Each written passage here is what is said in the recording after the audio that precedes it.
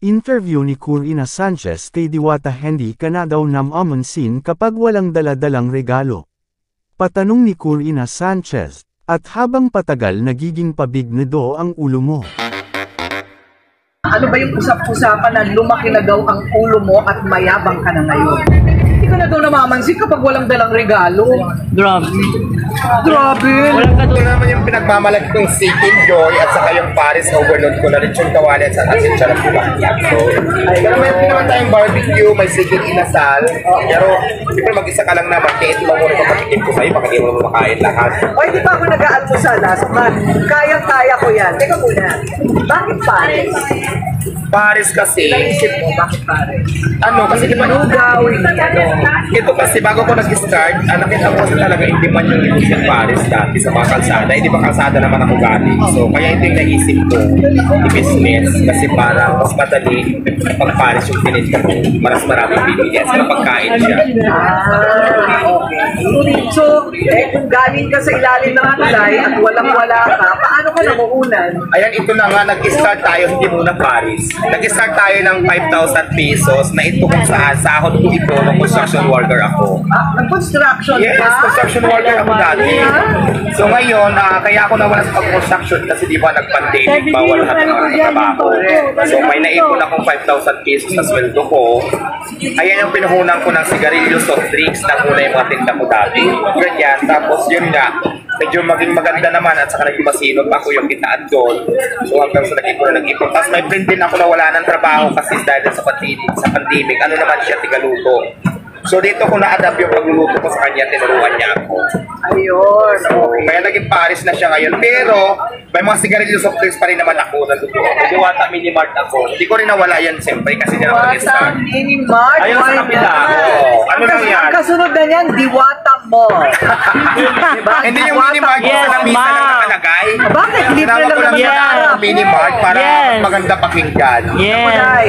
Libre lang ang mangarap. Mangarap ka na ng malaki. Correct. Wala namang bayad mangarap kaya Diyos ko mangarap tayo. Diwata Mall. Pero kailangan Yes, talaga pag nangarap correct. tayo, action na natin. Kasi walang imposible pag nangarap tayo with action na makamit yung pangarap natin. Ano yung sikreto? Kasi ang daming mahirap, di ba? Ang daming mahirap, pero ang dami rin tamad. Ang daming mga nakatira sa ilalim ng tulay. Ano yung sikreto para... Kasipagan lang ang sikreto at sa diskarte sa buhay at laban lang sa mga pagsubok sa buhay, huwag kang sumuko. Kasi pag sumuko ka, hindi mo makakanta yung ganitong klaseng di ba? Yung hindi mo makakanta yung pangarap mo kasi sumuko ka, hindi mo nilaban eh. Mabuti hindi ka napunta sa masamang bisyo. Hindi naman. Oo. Hindi naman. O sinubukan.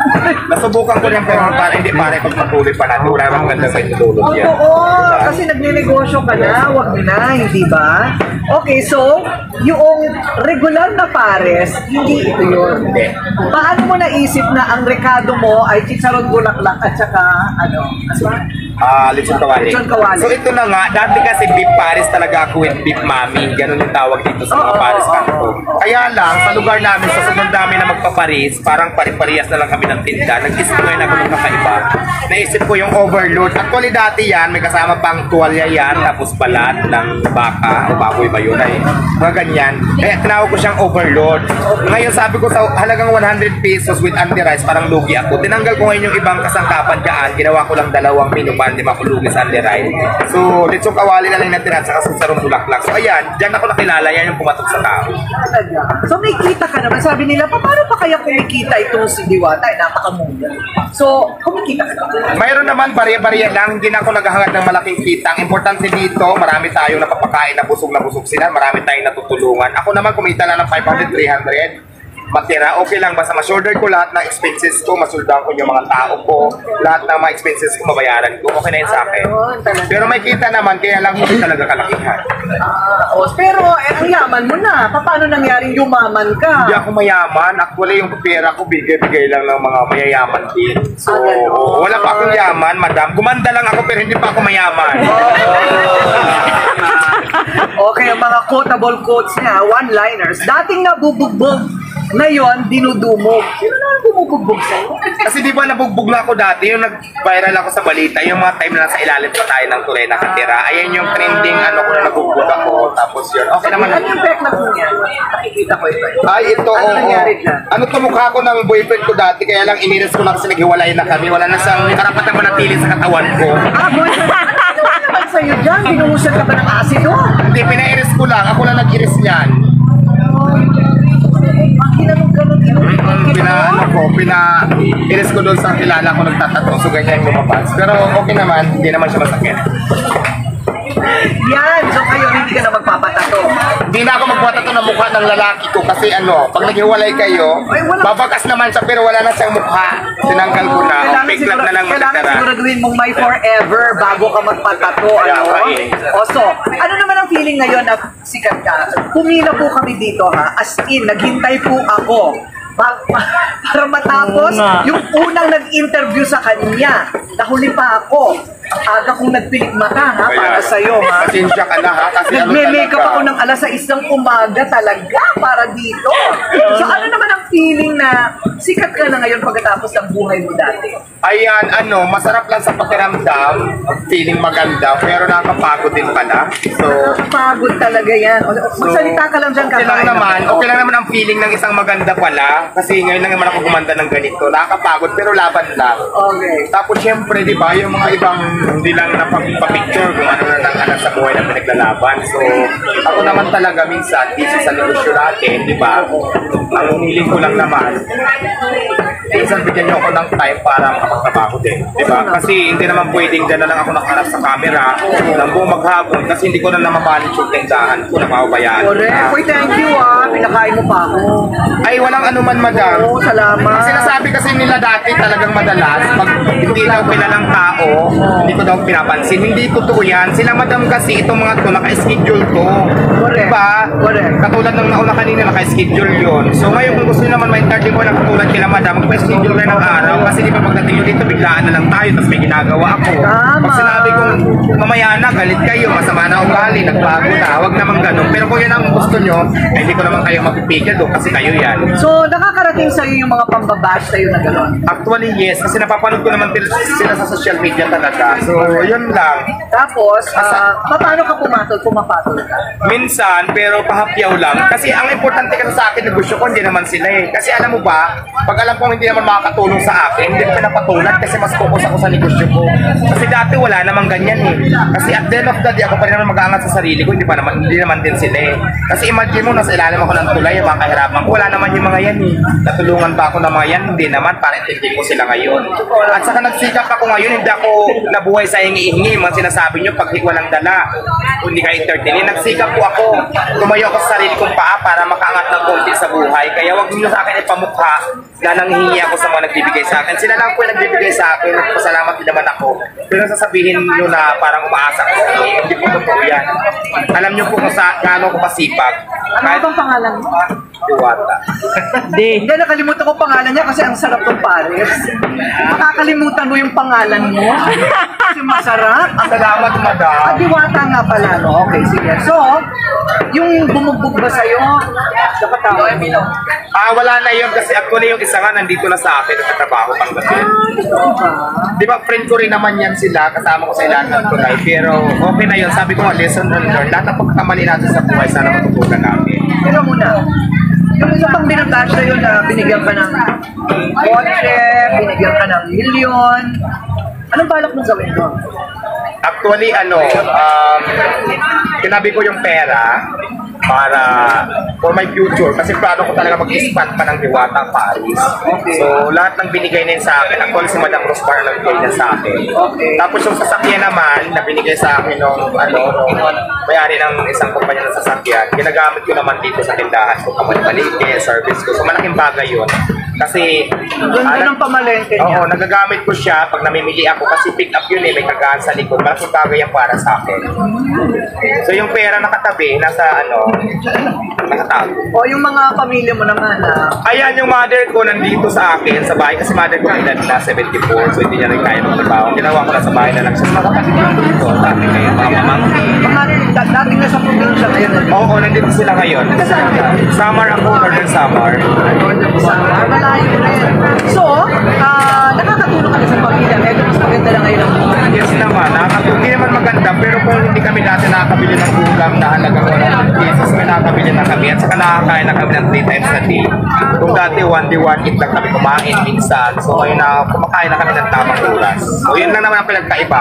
Wala kang balak na taasan ng konti ang presyo nito para naman medyo bumilis naman ang asenso. Actually, kung kaya, pinag-isipan ko pa nga pero sa ngayon kasi mas sinatangkilik nila yung price ko tapos Anderas may price of things. So dyan lang muna. Pero pag dumating sa point talaga na hindi na kaya, bakit hindi natin taasan kahit man lang 5 piso. Pero sa ngayon, okay pa naman. So, kulang muna tayo kasi baka mamaya. Pwede naman 5-10 taasan natin. Kasi magbubukas na rin ako ng bagong branch sa Quezon City. So this 28, magsusok opening na ako. Isa pang branch sa Diwata, Paris. Quezon City branch. Huwag mo kami kakalimutan ha.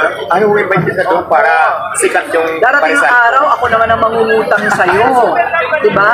So ano ang gusto mo ngayon sabihin sa lahat ng kagaya mo na patuloy na nagsusumikap sa buhay? Kaya sa lahat po na nangangarap na kagaya ko, ituloy-tuloy nyo lang kasi ang swerte sabi ko nga, dumarating na lang yan sa tao. Kung hindi pa para sa'yo ngayon, huwag ka lang sumuko kasi malay mo bukas, sa'yo naman dumating yung swerte.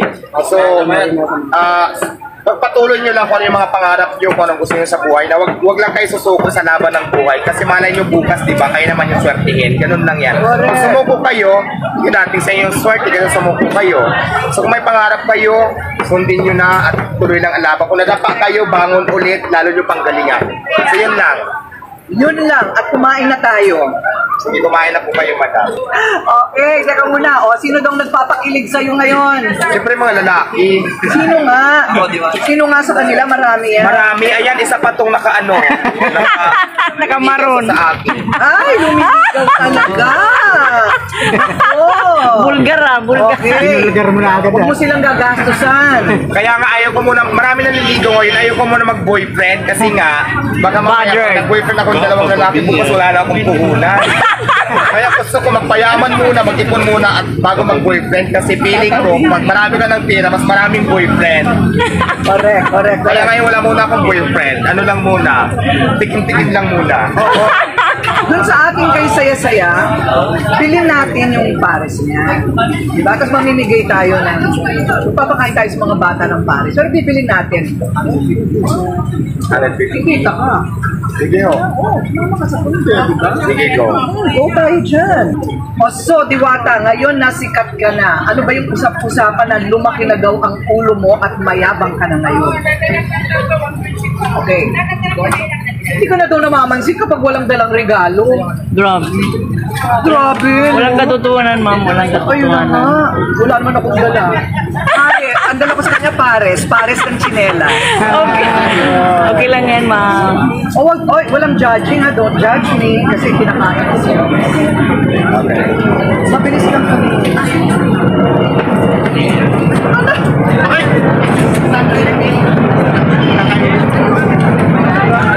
Thank you, madam.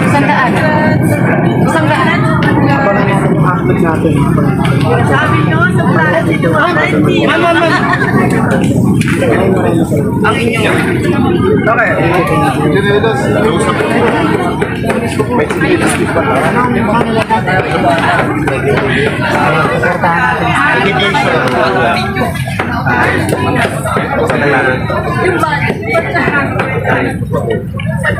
Okay, ready? Okay. So, kung binigyan ako ni Diwata ng pares, ako naman magbibigay sa kanya na pares ang tsinelas! Palakpakan naman tayo! Overload. Sinela sa kalam. Oo nga, tamang-tamang maroon na siya, kaya yan naman, mapapalitan na siya. O, ayan. Bibigyan mo ko ng pares. Palit tayo, swak tayo, pares sa katsilinas.